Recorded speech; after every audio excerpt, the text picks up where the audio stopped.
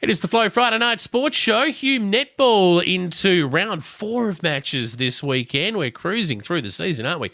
Round 3 last week, our Anzac round. And let's have a look at how the matches went. Carla Fletcher joins us on the line. G'day, Carla. How are you? Hi, Jason. How are you going? Well, thank you. Big weekend. There's some really tight matches amongst all of this, and it's good to see a tight comp. Yeah, no, everyone's travelling really well, and there were some good wins and some close ones. So, it'll be interesting to see the next few rounds. It will be. Probably the best win of the round goes to the Osborne Netball Club. They took on Jinder. This was going to be the match of the round, as we thought. And look, as it turned out, Osborne blew this out to a 10-goal margin at half-time. They just blitzed Jinder in that first half. Yeah, look, and I think there was a fair bit riding on this game after the end of 2021 season clash where Jinder actually beat Osborne. So they were all pretty keen to get back on the court and take on each other. Jinder had plenty of opportunities, but look, they found it challenging to utilise their changes and some great defensive pressure from Osborne by Sally Hunter and Sarah Schneider. And unfortunately, Jinder's key defender, Shana Howlong, came off in the third quarter. But they had some young girls step up in Sam Creasy and Ellen Cook, and they had a really good last quarter. But look, what made the 10-point win more exciting for Osborne was their two local young guns, Louise Madden and Lucy Bennett, running the shooting circle against, a really top A-grade defenders. And the players went to coach Sally Hunter, and Louise Madden, the young girl playing in at goal shooter, took out the coach's award. And Shana Holland actually took out the player's player for Jinder. So she must have had a really good three-quarter game. So, wow. Yeah, it was a really interesting game. Changing of the guard for both clubs. Fantastic win for Osborne. They'd be absolutely delighted with that.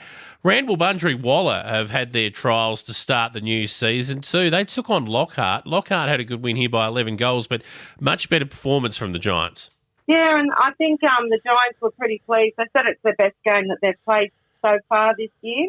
And they really started out strong and gave Lockhart a bit of a run for their money in the first quarter. Lockhart had probably a full contingent of players for the first time this year. But the Giants never gave up and they kept pushing Lockhart.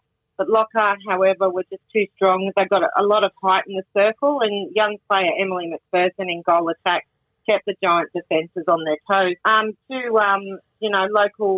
Local legends, Lockhart, Beck Matthews and Paige Brown were consistent and fought really hard for every loose ball and got some great defensive turnovers for Lockhart. And young Caitlin Wardius for Giants had a really good game in goal attack and was well supported by Mel McLennan in the circle.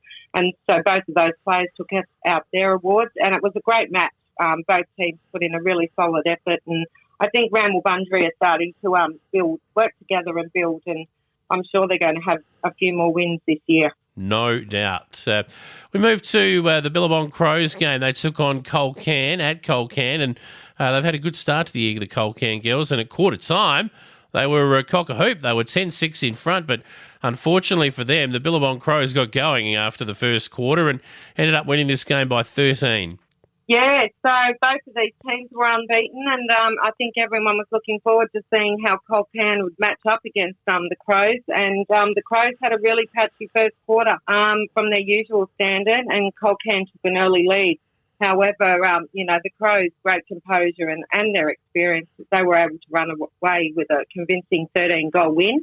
Brooke Davies was again ever consistent in defence, and Brooklyn Maloney complimented her well with great hands over the ball. And Colcan's best players were Taylor Morey in defence and Rachel Hensel in the shooting circle. So I'm sure we're going to see Colcan, now that they know what they've got to do, I'm sure they'll put in the work and the effort, and they'll take some of those top teams and give them a bit of a run for their money. Absolutely. Moving to Howlong, where it was the home side. Howlong by how far over Holbrook? Yeah, well, Holbrook travelled to Howlong for and this was it was really nice here. They had an Anzac Day ceremony on Saturday. The members of the Howlong RSL attended and performed a service before the game. which was a fantastic experience for everyone. So that was really nice. It was probably the only thing, lineup that had that on the day. And best players for Howlong were Kirby McDonald at wing defence and Marnie Gorman in the centre, and Laura Skipworth and Rosie O'Reilly worked really hard for Holbrook and won the awards there. Excellent. We moved to Burrumbuttock, where the home side, the BB Saints, they took on Henty and beat them. Good win for the Saints girls here. Had a tough start to the year, and it was pretty tight at three-quarter time, but they pulled away in the end, the Saints. Yeah, the Saints girls were really happy finally getting a win for the season. You know, they've had a fairly rocky start with effects of COVID and players away. But the game was fairly close during the quarters, but BB Saints were able to pull away in the last quarter, making the most of their shooting opportunities. And the Saints' best on court for the weekend was Sarah Gard, who dominated in attack, whilst Henty's Rachel Turlick and Brandy Muller received awards, working hard in the defensive end down there. Brilliant. All right.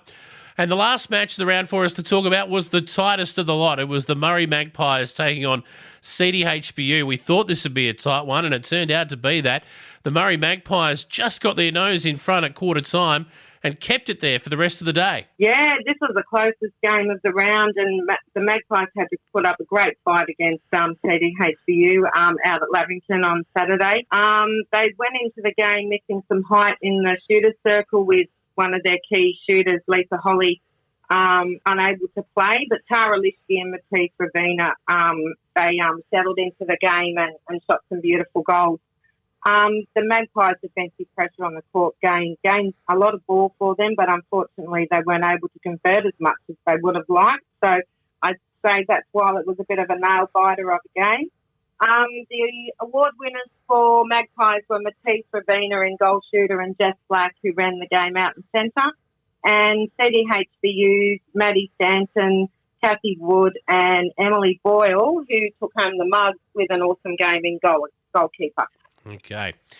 So that's a wrap of last week's results, round 3 in the books. So we move to round 4. And boy, we've got a couple of big matches here. I'll keep them up my sleeve. But out of the 6 fixtures, they're all got some points of interest. We're going to start with the Murray Magpies, who are heading to Henty this weekend. Henty just struggling a touch, and the Magpies should start favourites here. Yeah, I think the Magpies will continue on their win from last week, and I think they'll account for Henty on the weekend. Yeah. At Vic Park, I believe at Urana, the Billabong Crows will host CDHBU, the local showdown, the Crow Girls versus the Power Girls. You'd think the Billabong Crows will start favourites here. Yeah, well, I think the Crows will be looking to keep that top spot on the ladder, and they'll need some, a really good scoring opportunity for them, and they're hoping to go 4 from 4.